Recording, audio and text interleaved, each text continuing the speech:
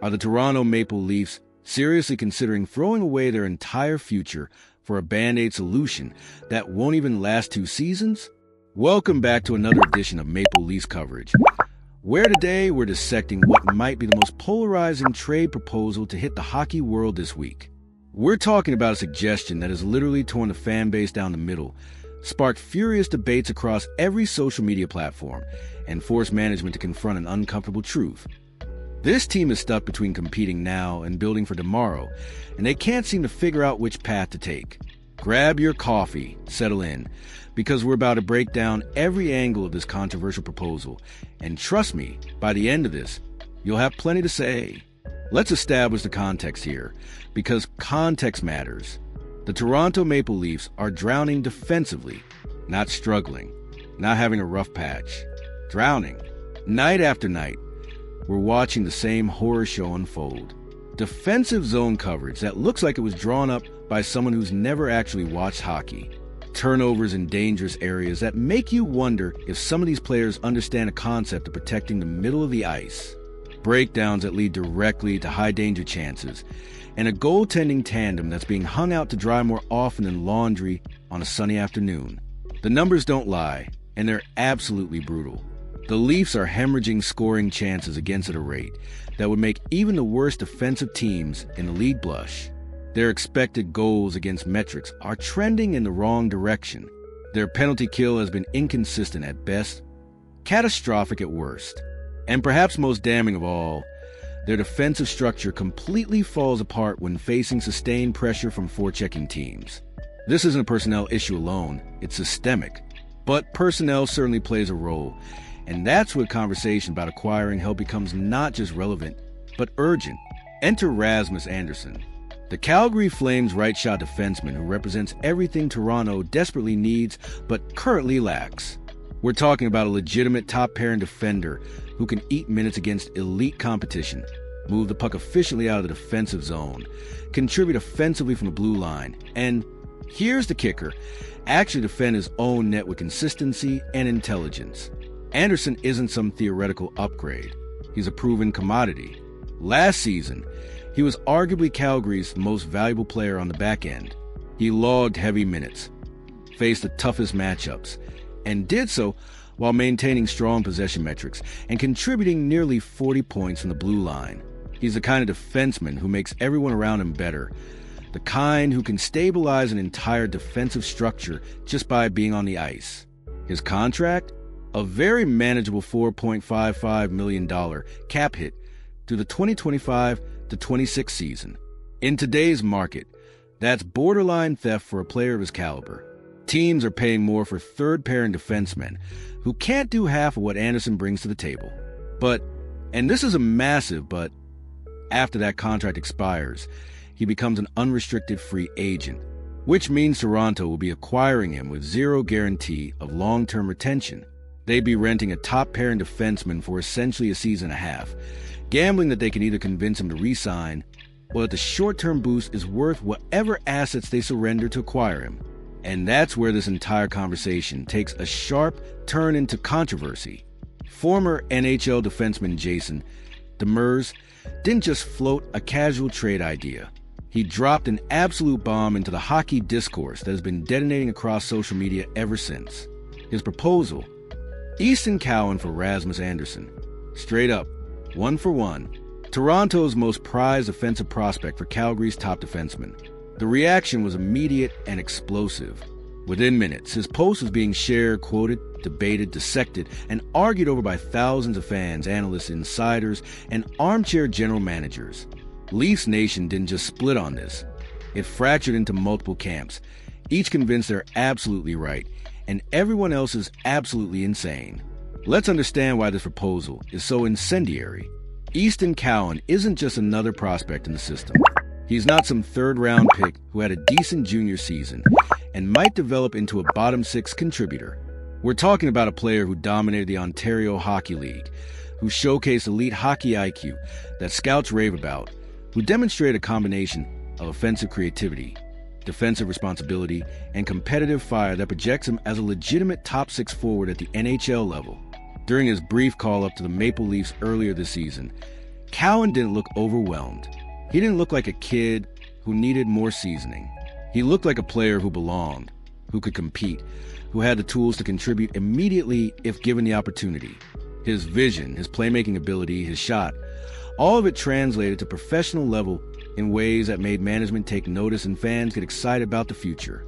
Cowan represents something Toronto hasn't had in years, a legitimate homegrown offensive talent developing within the system who could become a cornerstone piece without costing the team tens of millions in free agency. He's the kind of player organizations build around, not the kind they casually trade away for rental pieces. But here's the counter-argument that's driving the pro-trade faction absolutely crazy. What good is a prospect if the team never wins anything while he's developing? The Maple Leafs have been stuck in this perpetual cycle of next year thinking for decades, always protecting prospects, always building for tomorrow, always convinced that if they just wait a little longer, if they just develop the right pieces, if they just stay patient, everything will come together. Meanwhile, the championship window with the current core continues to narrow. Austin Matthews, Mitch Marner, William Nylander. These players are in their prime right now. Not 3 years from now, when Cowan might be ready to contribute at a high level. Not 5 years from now, when the prospect has fully developed. Now, and right now, the team's biggest weakness is painfully obvious. It's not scoring. They can put up goals. It's not goaltending. When properly supported, their netminders are capable. It's defense. It's structure. It's the ability to protect leads and shut down opposing offenses when games are on the line. Rasmus Andersson would address that weakness immediately. He'd slot into the top pairing, stabilize the defensive zone, improve transition play, and give the coaching staff a reliable option they can deploy in any situation. He'd make the team better today, not potentially better in 3 years. So the question becomes, do you sacrifice the future for a legitimate chance to compete now? Or do you protect the future even if it means accepting another season of defensive mediocrity and playoff disappointment? Here's where this entire scenario gets even messier. Because the hockey world isn't just about matching up assets and pressing the trade button. First, there's the Calgary side of the equation. Multiple reports, including detailed analysis from James Myrtle, have indicated that the Flames organization has consistently demanded premium return for Andersson in trade discussions. They're not interested in futures packages. They're not looking to rebuild through draft picks. They want immediate, high-impact returns that help them remain competitive. That already sets a high bar for any potential deal. But it gets more complicated. There's reportedly some lingering tension between Calgary's ownership group and Brad Treliving, who left the Flames organization to become Toronto's general manager under circumstances that weren't exactly amicable. While professional organizations are supposed to operate above personal feelings, the reality is that relationships matter in this business. Trust matters. And when there's history that creates discomfort, it can absolutely impact trade negotiations. Would Calgary's front office demand an even higher price from Toronto specifically because of that history? Would they be less willing to negotiate in good faith? Would they use any trade discussions as leverage to extract maximum value? Knowing Toronto's desperate situation, these are legitimate questions that complicate any theoretical deal. Second, there's the asset valuation problem. Is Easton Cowan actually equivalent value to Rasmus Andersson in a one-for-one trade?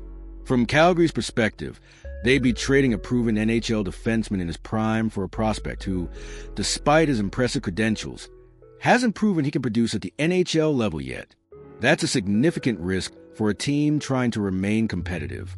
They'd likely want additional pieces. Maybe a draft pick, maybe another prospect, maybe a roster player who can contribute immediately. From Toronto's perspective, they'd be surrendering what might be their most valuable trade chip for a player with 18 months of contract control and no guarantee of re-signing. That's an enormous gamble for a team that's currently sitting nowhere near the top of the Eastern Conference standings. Third, there's a philosophical question that management needs to answer. What kind of team are the Maple Leafs right now? Are they genuine Stanley Cup contenders who are just 1 or 2 pieces away from making a deep playoff run? If so, then trading for Andersson makes sense. You go all in when you believe you can win. Or are they a flawed team with fundamental structural issues that can't be solved by adding one defenseman? If that's the case, then trading away your best prospect for a rental piece is organizational malpractice. You'd be mortgaging the future for a present that isn't actually championship caliber. The honest answer is probably somewhere in the middle, which makes the decision even harder. This team has elite offensive talent. They have capable goaltending. They have some quality pieces on defense. But they also have glaring weaknesses, inconsistent play, and a track record of playoff disappointment that can't be ignored. So where does this leave us? With more questions than answers. Frankly, if I'm Brad Treliving, I'm making phone calls. I'm exploring every possible avenue to upgrade the defense. I'm having conversations with Calgary about Andersson, with other teams about their available defensemen, with my scouting staff about which prospects are truly untouchable and which ones could be moved in the right deal. But I'm also being brutally honest about this team's championship window and realistic about what could be accomplished this season. If the Leafs were sitting atop the Atlantic Division, rolling through opponents and looking like legitimate cup contenders, then yes, you consider going all in with a move like Cowan for Andersson. But they're not. They're struggling. They're inconsistent. They're showing the same defensive vulnerabilities that have plagued them for years. Adding one defenseman, even a very good one, doesn't magically transform this team into a championship caliber squad. That doesn't mean you do nothing. It means you explore upgrades that don't require surrendering your most valuable long-term assets. Maybe that's a different defenseman who costs less. Maybe that's a depth addition who can stabilize the third pairing. Maybe that's a coaching adjustment or system change that gets more out of the current personnel. What it probably shouldn't be is trading Easton Cowan for Rasmus Andersson in a one-for-one deal. The risk-reward calculation just doesn't add up. You're giving away a player who could be a core piece of this franchise for the next decade for a player who might be here for 18 months. You're sacrificing long-term stability for short-term help on a team that isn't currently positioned to maximize that help. Now, if Calgary would accept a package that doesn't include Cowan, maybe a combination of other prospects, draft picks, and roster players, then absolutely you have that conversation. Andersson is a quality defenseman who would help this team, but he's not worth the crown jewel of your prospect system, especially when that prospect is tracking toward becoming exactly the kind of player every team desperately wants. The Toronto Maple Leafs are at a crossroads. They need defensive help. That's undeniable. They need to figure out their identity. That's equally clear. And they need to make decisions that balance competing now with building for tomorrow. That's the challenge every general manager faces. Jason Demers' proposal has sparked exactly the kind of debate that needed to happen. It's forced fans, media, and probably management to confront uncomfortable questions about priorities, timelines, and organizational philosophy. But at the end of the day, trading Easton Cowan for Rasmus Andersson would be a mistake. Not because Andersson isn't good. He is. Not because the Leafs don't need defense. They desperately do. But because the cost is too high for a team that isn't currently positioned to maximize the return on that investment. Find another way to upgrade the blue line. Protect your best young assets. And build something sustainable rather than chasing short-term fixes that mortgage the future. Now I want to hear from you. Do you agree with this assessment? Or do you think the Leafs should pull the trigger on a Cowan for Andersson deal? Would you be willing to sacrifice the future for a chance to compete now? What other moves should management be exploring to address the defensive crisis? Drop your thoughts in the comments below. I read every single one and love hearing different perspectives on these complex decisions. If you found this analysis valuable, smash that like button. It genuinely helps the channel reach more passionate hockey fans like yourself. And if you haven't subscribed yet, hit that subscribe button and turn on notifications so you never miss our in-depth coverage of everything Maple Leafs. Thanks for watching, and we'll see you in the next one.